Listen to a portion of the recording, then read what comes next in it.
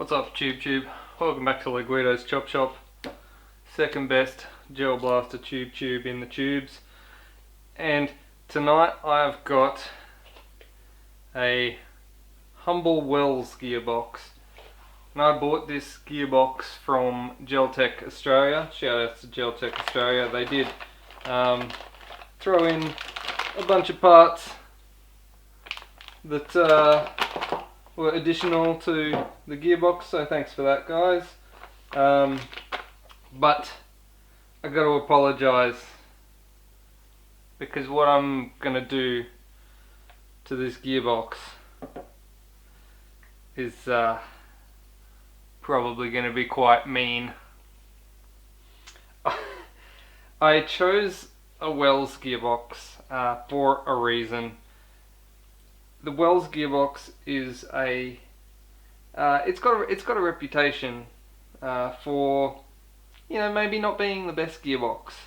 It is an all metal gearbox. It's a cast alloy housing with metal gears and metal bushes, all that sort of stuff. I can't remember if they come with a. I don't think they come with a metal rack on the piston as standard, but regardless, we're gonna do some mean things to it anyway. But the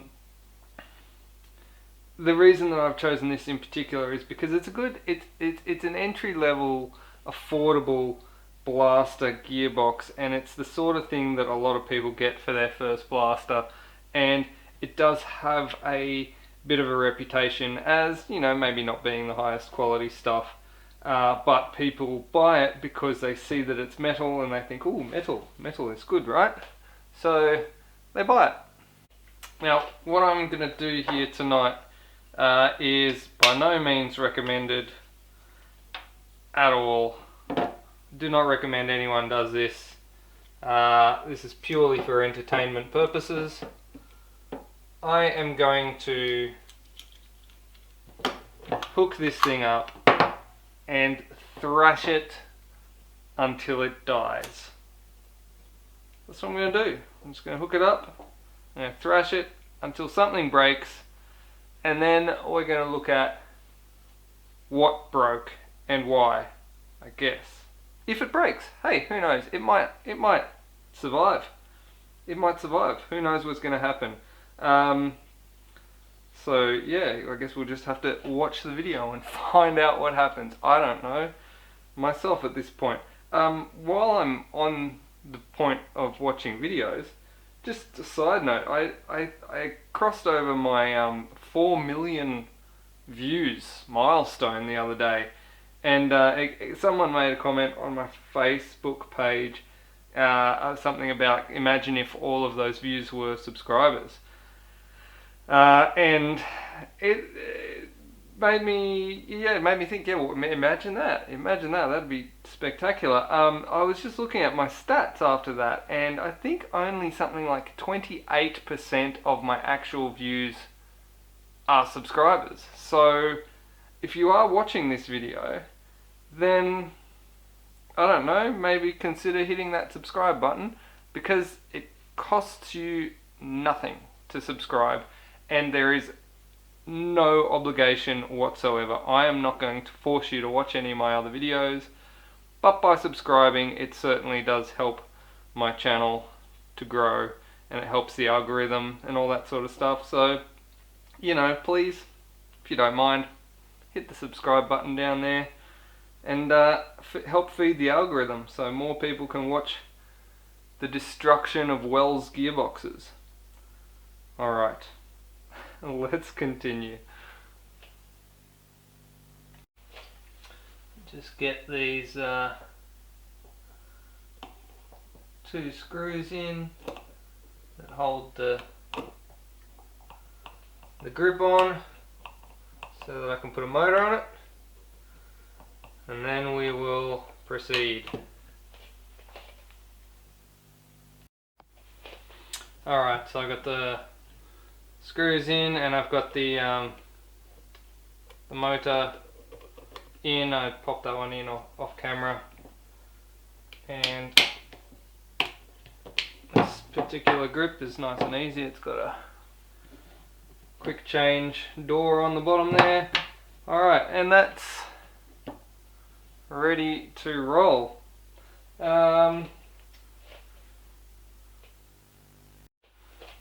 what I'm going to do here is I'm just going to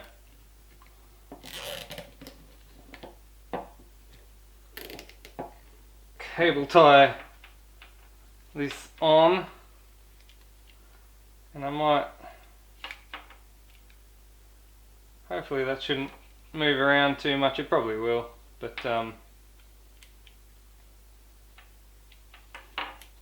just want it to be locked on full auto. Alright. Alright. Oh dear, what have I done? Alright.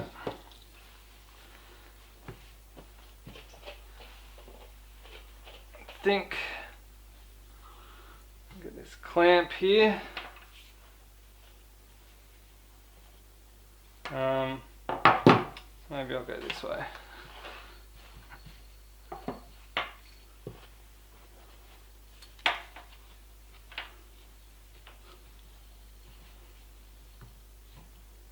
Alright, that should do.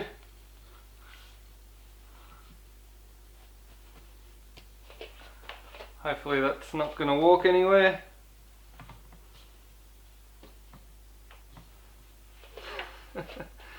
Alright. Let's see what happens.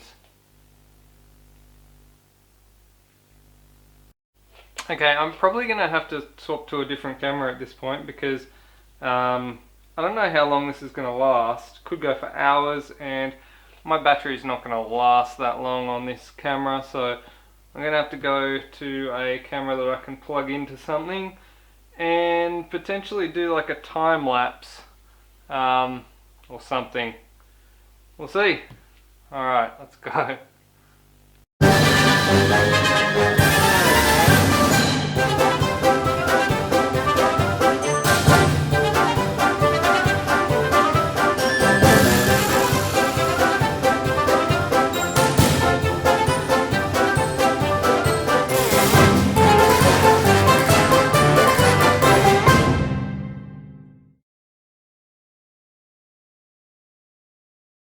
Alright, well, that sustained a good, I think, 4 minutes of continued full auto. I did have to add some more clamps to the table because this thing actually was walking around more than I expected, and I actually also added a bolt into the bottom here because the standard little screw that's in there that sets the motor height was just eventually working its way out on the bottom, so that wasn't ideal, so I added a bolt there to hold the motor in. And so aside from not being clamped down sufficiently and that bolt coming out, the the next big thing that's gone is, I believe, to be the piston, because now what we're getting, I can hear the gears going around and the nozzles moving back and forth, but no piston movement whatsoever. I also noticed that this terminal plate's kind of worked itself a bit wobbly, but it's very interesting because I think this bush is spinning as well by the looks of it. But I'm gonna actually pull this apart, see what's failed. I think it's the piston. Pull it apart, whack a new piston in it, and keep it going. Let's see what happens. Alright. Gotten this out of the clamp. Let's open her up and see what's dead.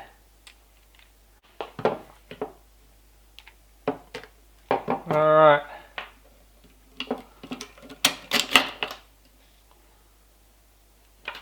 Spring. Looks pretty standard. Alright, let's get all these screws out. I'm keen to fix this up and get it going again.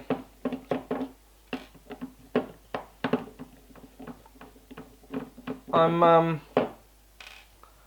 fairly sure that it's the piston that's failed so far.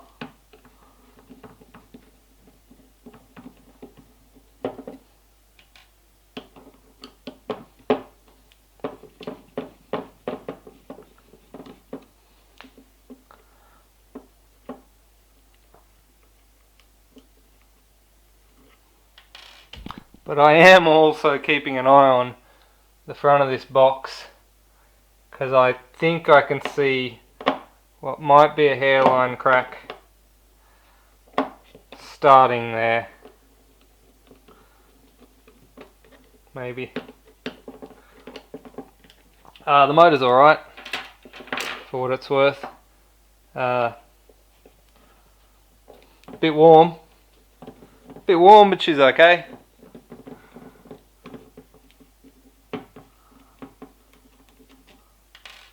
The pinion gear looks fine. I can see that there's a bit of grease coming out the outside of this bush here, which makes me think that maybe that bush has spun, perhaps. Let's open this up and have a look. What's in the box? Alright, hold that down.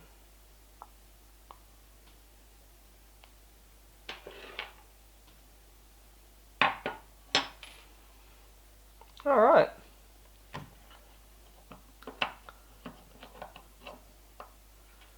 Okay. So, the piston looks okay. Oh no, no it's not.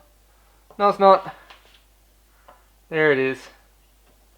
It did have a metal rack though. There was a metal rack, but it smashed it. Right there, that's smashed. Those last two teeth, smashed. Alright, I'll replace that and keep going.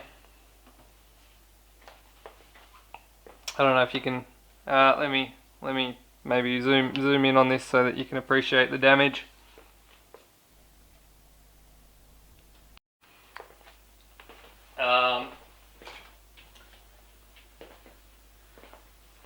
If you look here, you can see these two teeth have been smashed in,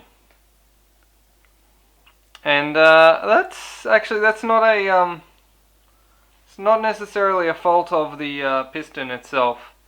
It could be that because I'm running this at excessively high speed. Not too excessively, no, only so I'm using 12 volts. Potentially, I mean a fully charged 11 volt battery is 12.6 volts anyway. That's interesting. Looks like the back of the cylinder head has come adrift and planted itself on the front of the piston. It's possible that due to some misalignment with the teeth, the sector gears come through and smash this, and that's potentially why it's failed in that way. I wanna replace it, and we'll do some more torture. Alright, so I've got a new rack and piston. I've glued the rubber back on here, so that's hopefully not going to come off as easy.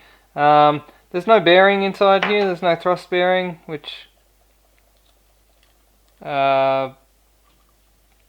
usually you expect to see a thrust bearing in there, I guess. It's not super uncommon to not have one, but yeah, usually you'd expect there would be one. So I'm just gonna grease this thing up a bit, because the stock one was covered in grease, and we'll put it back together and destroy it again.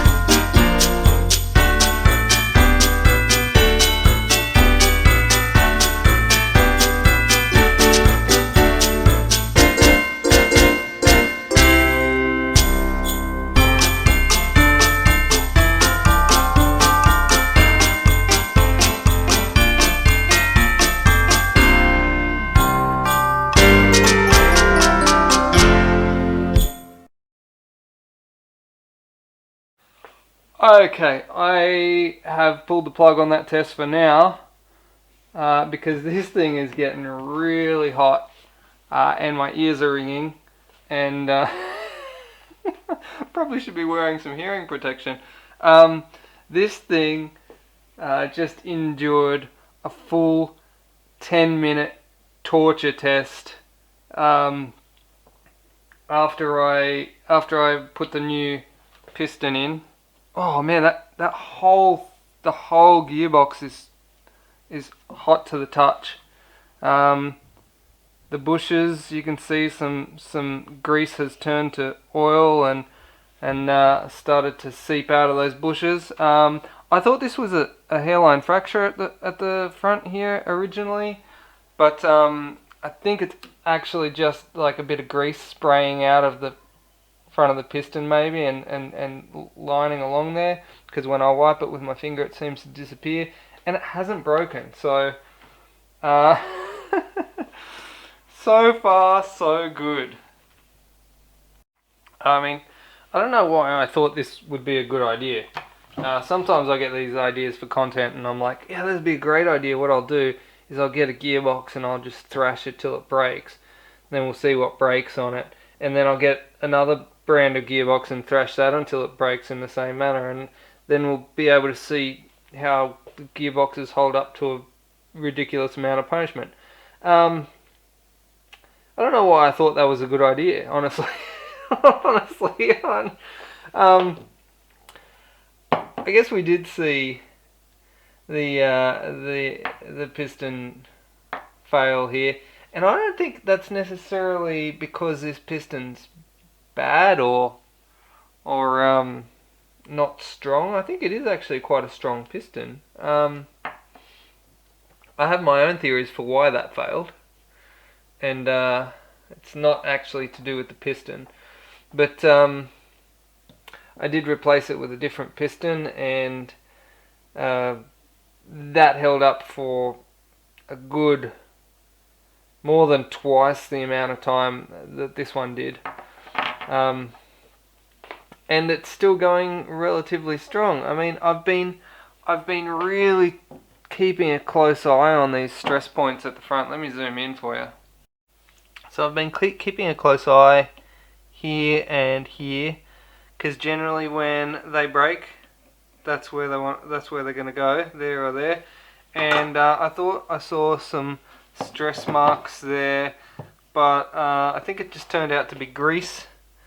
Again, on this side, no major stress marks. Is that could be one in that bottom corner there, perhaps, but I don't know, hasn't given way just yet, so I mean, that'll probably last quite a while longer. I don't know what I was expecting here. I was kind of expecting the gearbox to blow apart, to be honest. I know we've all heard how wells aren't particularly great blasters, and they do have a tendency to, you know, be a bit cheap, and they do break down here, especially if you push them hard, especially if you upgrade the spring. This is a stock spring, but I was running it off of like 12 volts or something, so yeah, it was getting thrashed pretty hard, and I don't know, it took it. I'm surprised. I was kind of expecting catastrophic failure before 10 minutes, I think. I mean, but hey, well, you know, who can predict these things? But yeah, I'm actually surprised by this gearbox. Yeah, something for the well haters. I mean, hell, I'm one of them. I've never liked wells. But yeah, look, it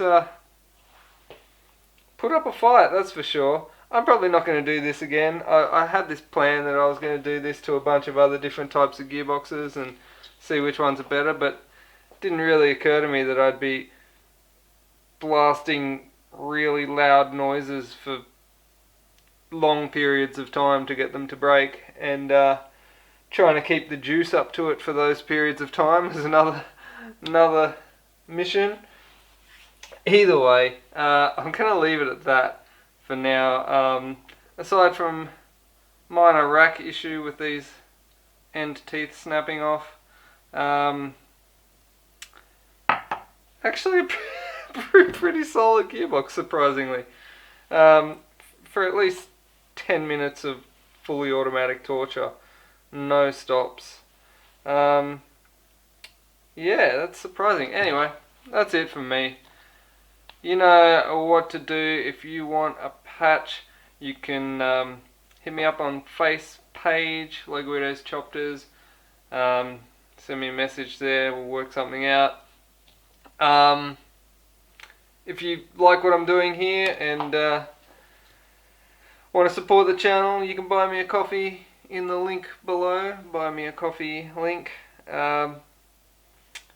And don't forget to subscribe. Like, hit that subscribe button. That's free. That costs you nothing. That's just something you can do, and it certainly supports my channel. It helps the YouTube algorithm and costs you nothing. And there's, I think, only about 28% of my viewers are actually subscribed. So yeah, what's stopping you? Hit that subscribe button.